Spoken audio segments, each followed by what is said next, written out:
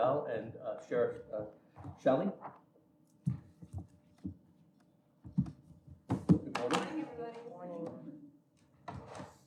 It's nice and warm in here. So we're here today. We need to move money from our regular employee salary line to our overtime wages and contractual expenses in our sheriff's operating budget for year end. For my nose is running. Hold on. Okay. Sorry about that.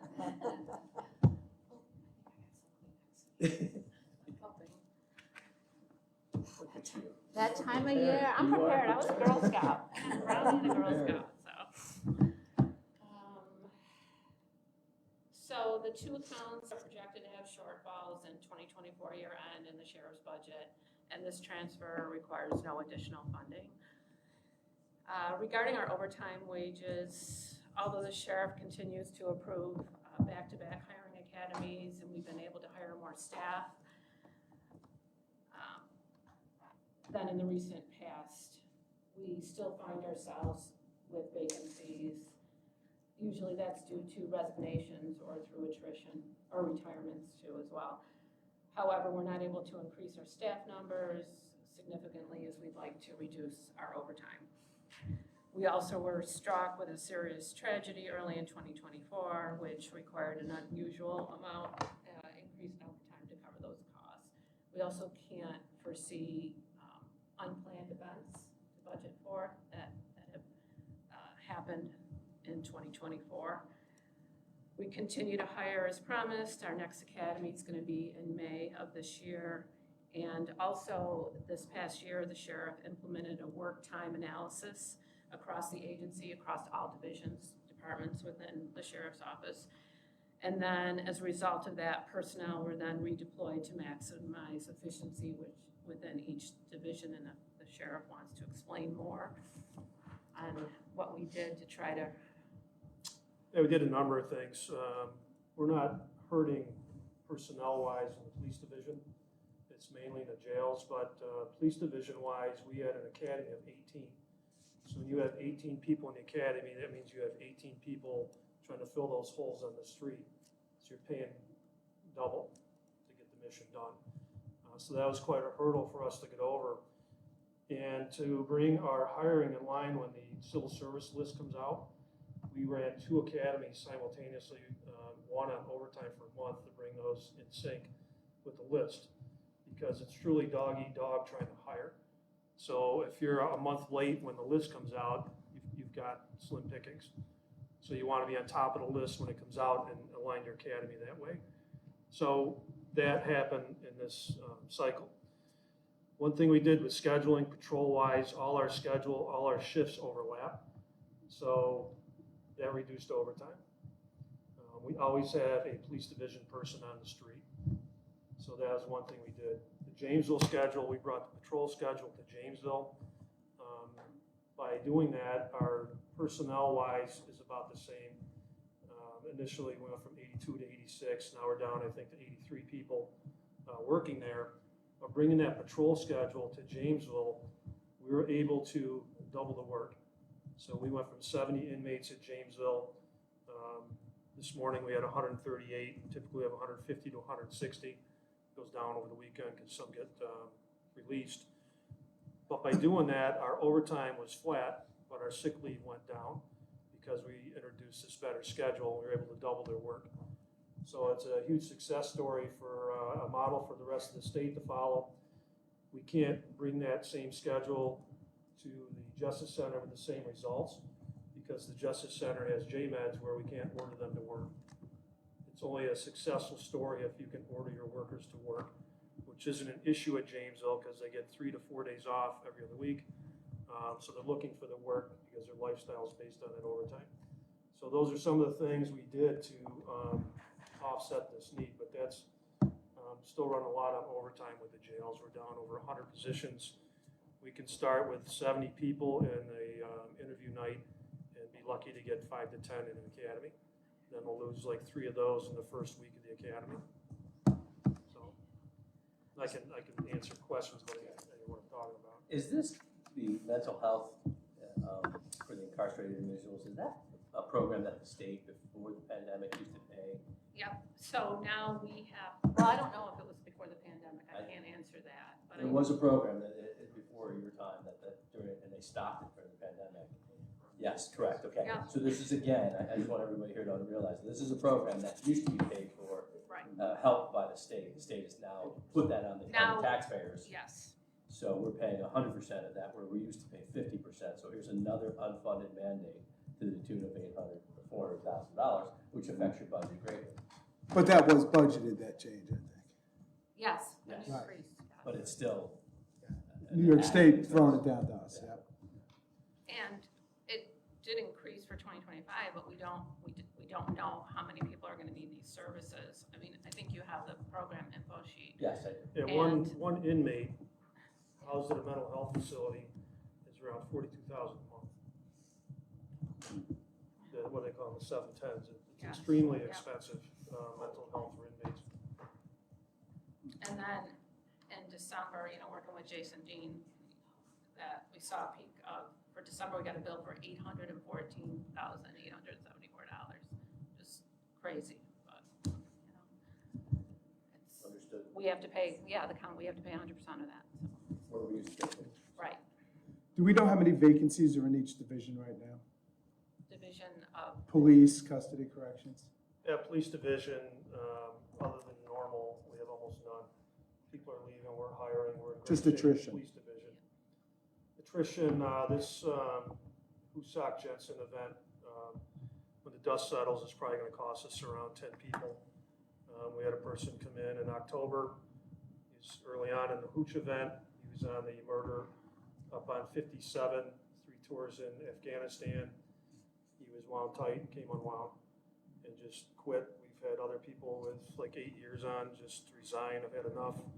It's not like our generation, Rich, when we were there because we wanted the job. Yep. We're hoping this wellness program is gonna make a difference. It's been a challenge getting it off the ground because it's so important to have the right person in that position. But in the interim, we are losing people to mental health reasons. Have we had experience based on the contract? And again, if you could get me the numbers for custody and corrections, I don't expect you to have them at fingertip today, but if you could send those Absolutely. over. absolutely. Have we seen, I know a lot of our unions are way behind in pay scale now. Have we seen anybody transfer out because of the We unsettled haven't had contracts? anybody transfer out. Okay, good. We are the second lowest paid in the county right now with our police division, what Right. you're talking about, I'm assuming. Yep, But no, we lose people to the state police, which is typical. We lost one to Norwich, which we did get the check for, 42 or 3,000. We lost one to Connecticut. They owe us 12,000 and said they don't have to follow New York law. They're not going to pay us. We have a gain from Cortland, who's going to lose money coming here. It just, but we're not losing to Camillus, DeWitt, any of those. Okay, good. Not to my knowledge, no. even hiring, we're going through hiring boards last week and the week before. We're not losing people to the other agencies. They're willing to come to us knowing they're going to make less. And the information I heard was that there were only like 70-some people who could be canvassed total. Is that about right? I believe. A ballpark. I didn't expect exactly on the police list. 77 somewhere. And I heard that between Syracuse, the sheriffs, and town and villages, they're looking to hire probably 40 to 50 out of that 70-something. So the reality is, we know there's probably only a 10 to 20% successful hire rate through the whole process and retention. City of Syracuse is really struggling, Yep. hiring wise. Syracuse? City of The Syracuse. city of Syracuse, yeah. No one's taken that test anymore. Right. Or review. It's just to clarify, you want the vacant or the funded vacant. Yep, funded positions, vacant all positions, please. Well, I don't think there's any in police, so maybe whatever it is. The you know. jails tell are you around in 100. the Yeah, if it's, I know it's always one or two turning Yeah. over in the Yeah. police side, but if it's like 10, 20, 30 Oh. for the other No, two. it's not that way, police division. The Right, but for jails are police around 100 corrections. positions. Legislator Bush. Could you just clarify, you said we're second lowest? What were you referring to Of all the police agencies in Onondaga County, we are the second lowest in the county? in the county. If you take away the state police, they're the top. Their troopers make around 145,000. So we can't really compare ourselves to them. So take them off the top, we're still second lowest. Because I think there's 12 municipal community police departments. Maybe, 12 or 15. maybe like 13 with the city. Camillus, for example, at the end of their contract's gonna be 105,000. Ken, with the recent contracts, most of these police departments are about 20,000 ahead of our patrol people. They always have. The work time analysis to increase efficiency, is that a written analysis, or was that just done in-house, or? Both.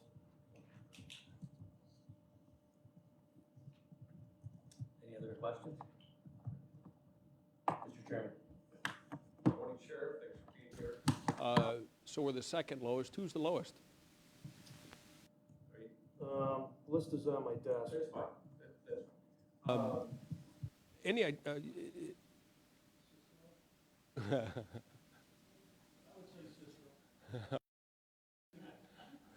all right, all right, well, only thing to say about that, retirements and resignations, you said you had like 8 resignations. How many retirements? You said you had 18 in the academy, is that my track? Police division today, we have 29 people that can retire.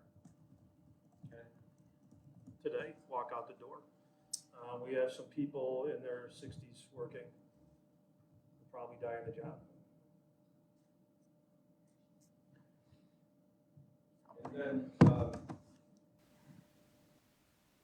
Sorry, I'm gonna ask, anyway, any idea how much the tragedy with Hooch and the 2 officers there, any idea how much that cost, just even in rough numbers? Yeah, we had a SWAT call on number 4 road in Pompey 2 weeks ago.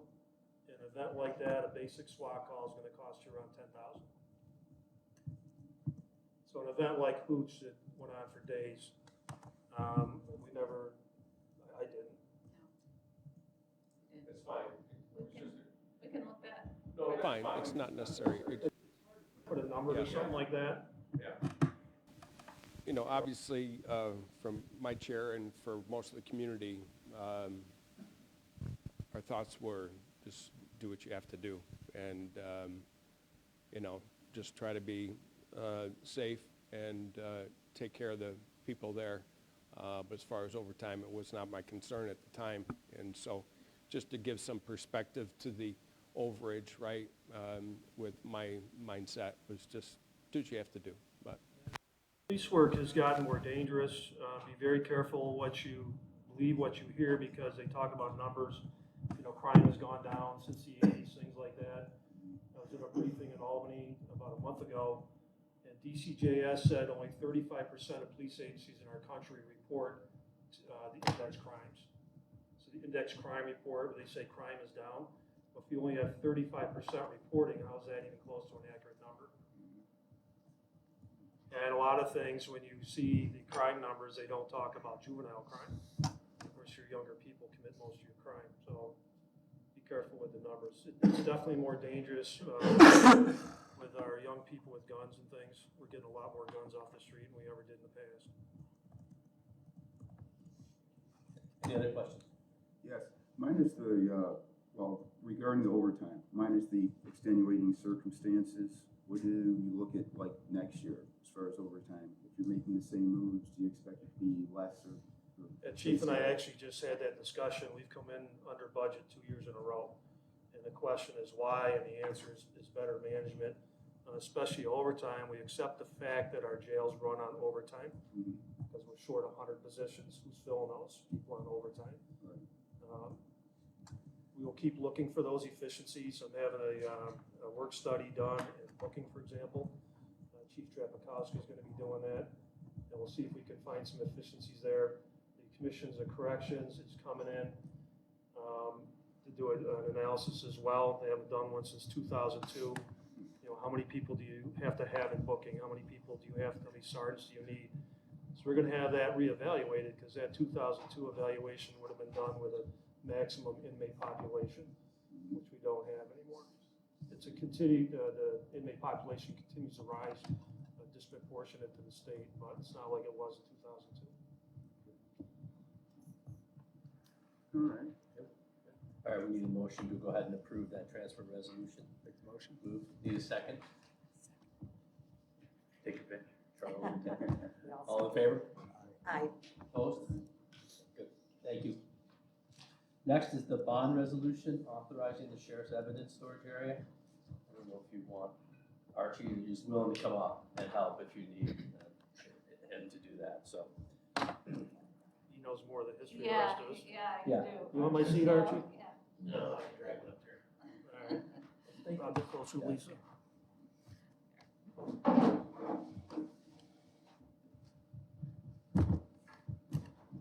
Good morning, folks. How are you? So if I could give you a little bit of quick background, just to catch you up. Facilities has been working with the Sheriff's Department to look for a alternative to what their existing evidence facility is in the basement level of the North Area Maintenance Facility, the DOT primarily occupies. I know a lot of you folks over the last few years, because there's been a lot of attention on it, have toured it and have seen it, right? And it's in pretty deteriorated condition. I know that the law enforcement, the law department, the district attorney are all concerned about the level of compliance that the conditions leave the evidence in for court cases. So we've begun to work with them on trying to identify an alternative. We've reached out to developers, realtors, have not found the right place, the right fit for them. So we came up with a plan to renovate what is now the purchasing's auction house, which is in the same facility, but it's above, it's at ground level. Right now, it's primarily vacant warehouse area.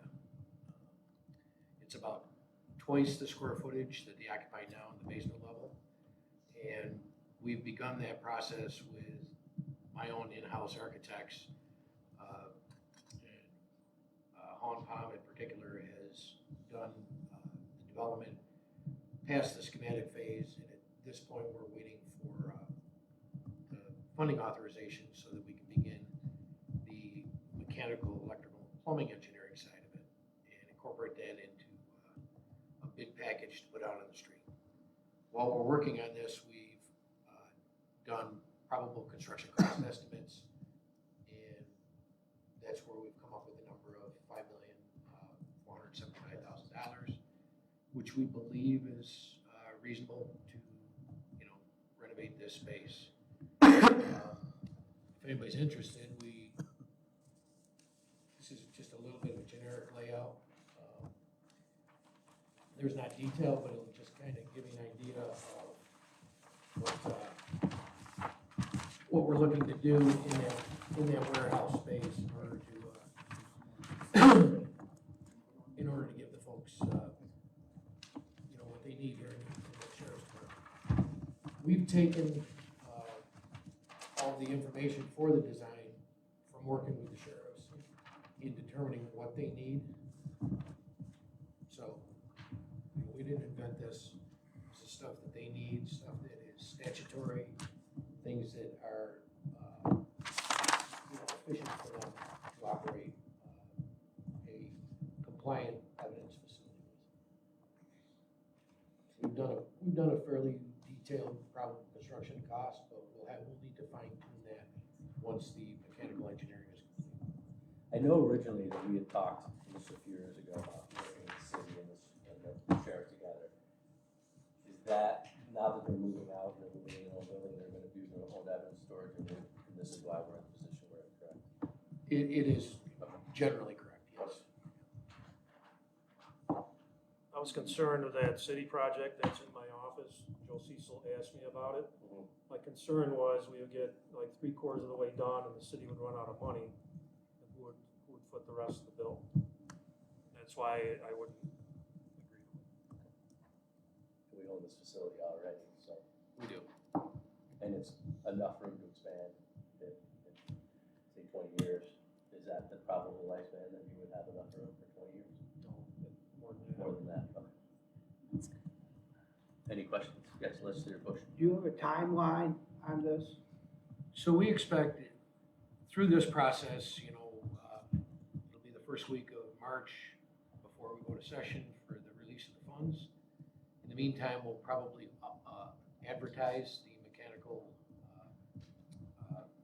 design services, hoping to have that award by the end of March. It looks like about a 3-month duration for the mechanical engineering scope of work. That would put us bidding early summer. Month of bidding, month for contract execution. We expect to be able to begin work on this late summer. Right? So it would be a success if we could have some contractors on the site in August. Right? We'd like to have the building dried in, insulated with a roof on, so that during the inclement weather season, we could spend another 6 to 7 months of build out, where we would have a facility that could be handed over for operation of the sheriff's early spring. Let's say about this time next year. This has got to be a real success story for you. I don't know how many years this has been on your desk, but ever since I've been here, they've talked about the need to come up with a new facility or upgrade the facility. And We've been, you're right, we've been through 3 sheriff's administrations trying to work through this. wonderful. We found the right one to make it happen. Any other questions? I should clarify about space. I can't predict what Albany's gonna do.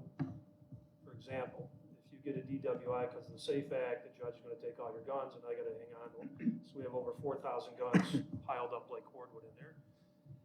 When they legalize marijuana, in the fine print of the law, the Attorney General is gonna do raids on these illegal places. And the law says the sheriff's gonna take all the evidence. I didn't agree to that, but they're telling me I have to do it. So we could pile up a bunch of evidence if they ever got organized and started doing that. Okay. Any other questions? Yes, as far as how much it is, the estimated cost, if you're not able to break ground in the summer, have you thought about how much more it might cost or when you might? So what we'll be doing with our design development, prior to actually putting the project on the street in the bid package, we will fine tune these estimates again with another set of eyes on it, with mechanical engineers and our team to reevaluate the current market conditions again. Yes. And we may have to choose to make some of the scopes of work at alternates, right? Or, potential changes, so that if an additional funding source needs to be acquired, then that's what we'll have to do. We may have to come back to you. That's what I was asking, because it's obvious the market is changing right now. Everybody can see that. It does. We've seen a lot of the market level off. We haven't overcome the peak that we hit.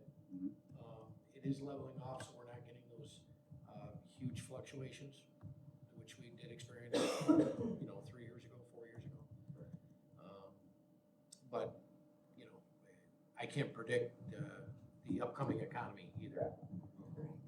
Sheriff, is there any opportunities for grants from the state representatives to help them, if there is, or, this is a nice project that might help? I'm not aware of any. Okay. We're always looking. We have a full-time grants person looking. I think we gotta wait for some of the dust to settle, because a lot of our grants come from the federal government. They're given to the state, and then they're state grants, but it's federal money. Okay. And I have no idea how this ICE plays out with the president. In the past, they tried to hold up grant money. Any other questions? So do we have a motion to move this through today? So we need a motion, moved by Kurt, seconded by Legislator Bush. What's that? You said I second. Oh, I said one there more. we go. Yeah, no. Congratulations. On the record. Congratulations. You gotta wave a little bit. Yeah. All in favor? Aye. Opposed? Okay, thank you. Thank you, folks. I don't see anybody from 911. We're good? Thank you. Are you doing the 911? Yeah. All right. It's our newest call taker, Andy. Commissioner Rooney. Look at this. How are you? Are Terrific. you warm enough?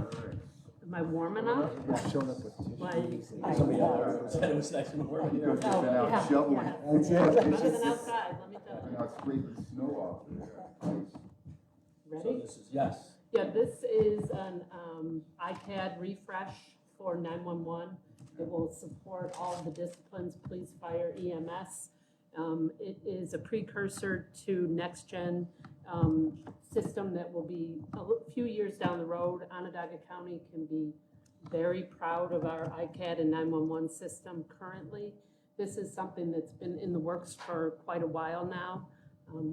Our capital guy, Dan Mulvihill's over here, if you have any particular questions about exactly what is going to take place, but it really is just to keep our current system up, running, efficient, and to help our 911 workers who use this, day in and day out. It's probably the backbone of our system. So it's something that you have done before, and this is just a continued refresh to keep it up to date. Is the one that we did before this 10 years old? Is that what we did before?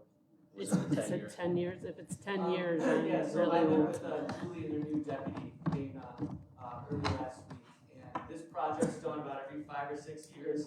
The company they work with the iPad is called Integraph, and we like to call it planned obsolescence. It's planned obsolescence where the software supported for such a long period of time. And then just given the way hardware works too, they have to update it. So I believe the last one was 2019 and it was 2013 prior to that. The last one was spearheaded by Kevin Spraker. They have a new deputy, Dana, that's working on this right now.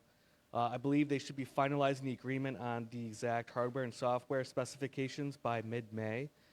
We should start seeing spending on that by end of year into 26. But in general, this is just a standard refresh, happens every 5 or 6 years, and it's primarily due to just software support and the need to upgrade the hardware and to train staff. My question, thank you, but my question, thank you. But in your documents, it says useful life, 10 years.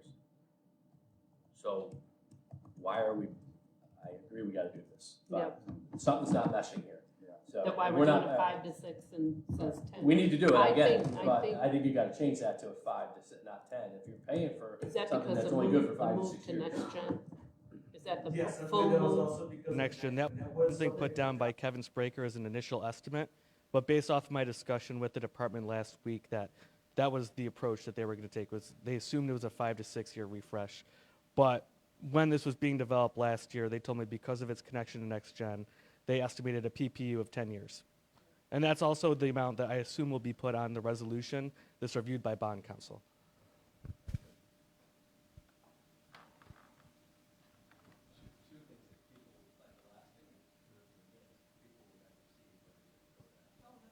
The 911 department and everybody that uses the Yes. 911 department. So Yeah, it's not a questionable expense. We No. can't operate efficiently, and it hurts public safety not to do it. So I'll move this. need a second. I'll second. Thank you. All right, everyone. Any discussion? All in favor? Aye. Opposed? No, Probation. I am not up next, but if I could just take 1 second. I'm not sure all of you have met our new probation director, Kristen Jackson.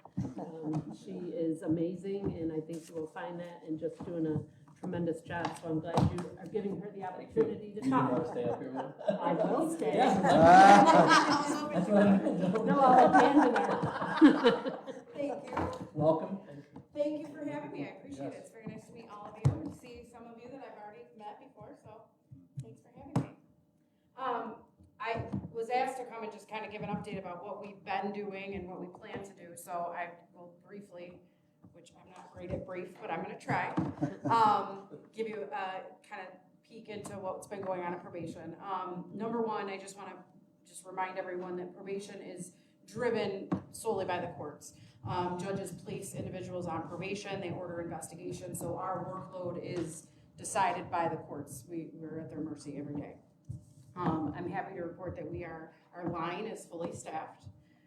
We have started to see some of the difficulties with lists and filling positions, and we're starting to foresee that we're gonna have some issues in the future, so we're moving towards increasing our community engagement and recruitment pieces that I can get into a little bit more.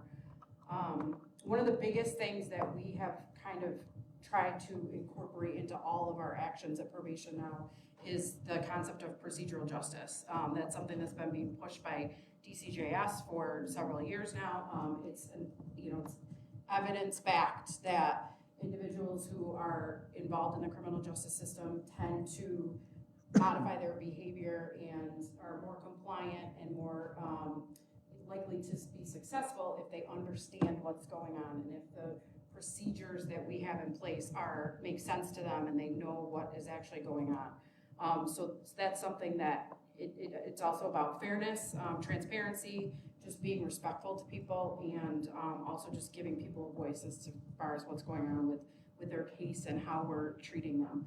So one of the things that we've been doing is increasing our training with that and just kind of modifying our policies and procedures and kind of bringing a lot of the procedure stuff to the administration of the department as well. So one of the things that we just started is we purchased Power DMS, which is a policy management system that's used by several jurisdictions already in this county.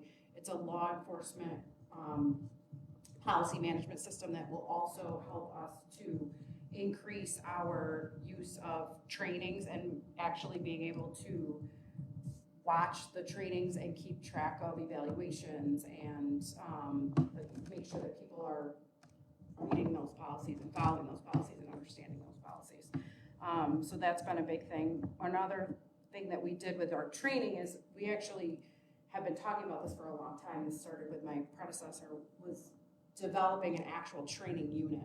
We've always, not always, but since I've been there for 20 years, we've had individualized units for specific case types, which we still have, but we also developed a training unit now so that we have a really specific set of procedures that we go through with each new individual PO so that they're not just going into specialized units right off the bat. They're learning and we're developing people staff-wise, professional development, and kind of figuring out where people belong. We are also looking a lot at enhanced technology. We've already started kind of jumping into technology with our use of GPS monitoring. There's a lot of different behavior modification programs that we have started to use technology-wise, just as an aid to our supervision and to aid people in being successful. Our increased collaboration with other agencies has really been helped with some of the funding that's come through. I don't know if anyone's familiar with the GIVE, but the Gun-Involved Violence Elimination funding we've been receiving for 11 or 12 years, I think now. And it really encourages our collaboration with the Sheriff's Department, SPD, the District Attorney's Office, the Crime Analysis Center, and the state has now brought out, they're sending us a whole lot of additional funding for domestic violence specific cases, and it's modeled after this GIVE framework. So it encourages our collaboration with these other agencies to figure out where that money is best spent and how to work with these populations to, increase public safety. We also continue to work with our Department of Child and Family Services for our STSGP, Raise the Age plans and funding, and we've also become a really large partner with the Central New York Threat Assessment and Management Strategy, which we continue to work really closely with emergency management and the Sheriff's Department and multiple law enforcement agencies, mental health agencies, substance abuse agencies, the FBI, the Department of Justice. There's a lot of partners at those tables, which has been really exciting, and it's been really helpful to create and strengthen those partnerships.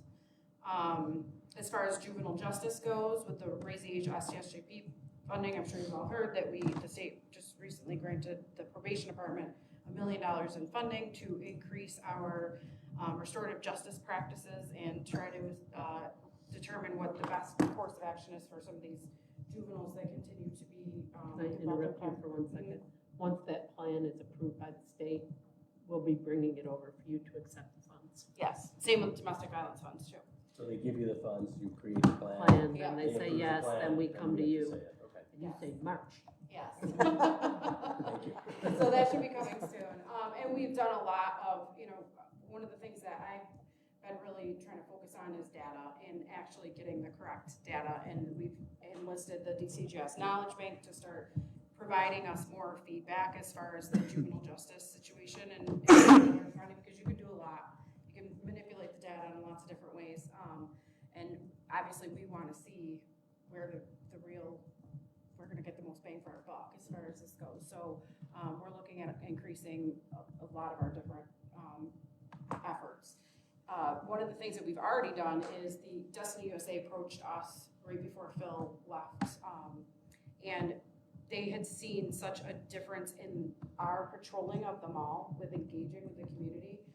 They noticed that there were some POs that were engaging really well with juveniles, and they asked specifically for us to send an additional detail for juvenile justice POs to come and engage with those youth, talk to them, get them home out of the mall if they're causing any problems, but also to just engage with them and keep them out of trouble in the mall. That's been received really well.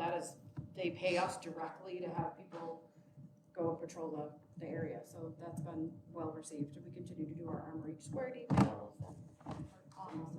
Yep, parks in the summer, our give details. We work with the sheriffs and SPD to do GPS details and hotspot details. So One of the things that's a little different for probation than for even law enforcement, if you have a probation officer over at the mall or at different events and someone who's on probation sees their big jacket with probation, they know where they're not supposed to be, and quickly they know, let me get out of here, because probation officers, if you're violating probation, they can bring you right into court, and you're going to go into the Justice Center. So it is a great deterrent for a lot of different instances to have that big probation jacket walking around. So that would be something new?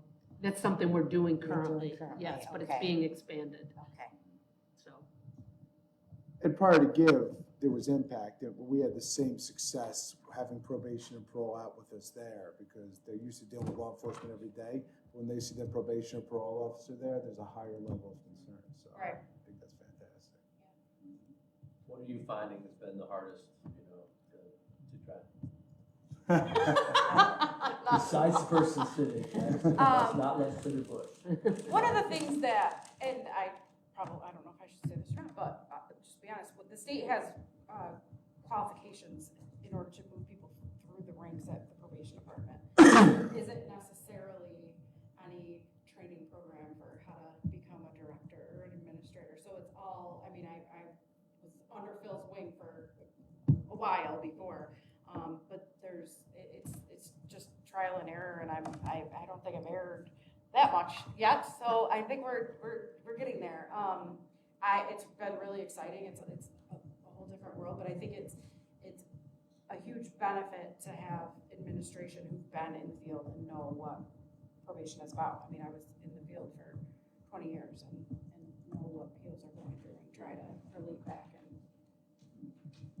Your threat assessment partnership, does that include some of the stuff that the county executive put out with your relationship with ICE, and is that under that, or is that something separate? No, the threat assessment management and strategy is it's actually a combination now of school-based threats when a youth makes a threat that they're going to cause a mass harm at a school, or if a guy that works at Wegmans makes a mass threat that he's going to cause harm at Wegmans. We are, as a county, we've created this team where we get notified of these cases, and it involves probation, child and family services, Department of Mental Health, the Sheriff's Department, and then the DA's office, the county attorney's office, and we actually take a look at the case preliminarily, figure out who should be at the table to discuss these cases, and make sure that we're assessing the threat. We've done a ton of training about the pathway to violence and what interventions might work and what evaluations might be necessary in order to evaluate these cases and then move them forward and monitor them so that we're preventing mass attacks. It's hard to judge how many we've thwarted, but I think we've probably thwarted quite a few at this point. This was a New York State initiative, and it's That's actually great. run by the sheriff, but in partnership with all of us. Fantastic. Yes. Good question, Rich. That's what, as far as ICE, we're not quote unquote an actual sanctuary city. So I'm sure you've been proactive, you're meeting and discussing just in case anything happens so that we're not caught off guard? So probation doesn't play a huge role in the arrest or any of the follow through with ICE and the deportation. What we always have done is communicate with ICE when we are ordered to do a court-ordered investigation. We investigate whether or not they're a citizen of the United States or not. If they are not, then we notify ICE to actually get verification of their status. We report that to the court, and then ultimately it's up to the judge whether or not they're gonna put that person on probation or if they're gonna stay in custody. So we communicate with ICE about those individual cases, so they're aware of everyone that's on probation that has Going back to an years. illegal citizen. Right, yeah, it's not new, Yeah, right. no, So you nothing has report that changed. back to the court while also reporting it to ICE, so you Correct. can say, that, okay. Yep, so, and we do have some cases that are on probation that are not legal citizens, and ICE is aware of those individuals, Good. and we will be in communication with them about that and cooperate with, Have they made any requests today? not officially, Knock on wood. not officially. Yeah. Yes. All right, we'll cross that bridge when we get to it. Unofficial. Any other questions? Okay. Any other comments? Thank you. I'm excited. You're gonna do a great job. I've known you a long I time. appreciate And you're it. gonna Thank do you. very well. Thank you very I much. really appreciate you coming, this is important, so thank you. Thank you. That is the last item on our agenda, so we Motion make a adjourned. motion to adjourn. That Don, will John, you want do. to second it? John, you want another one under your belt? I mean, Sean. That too.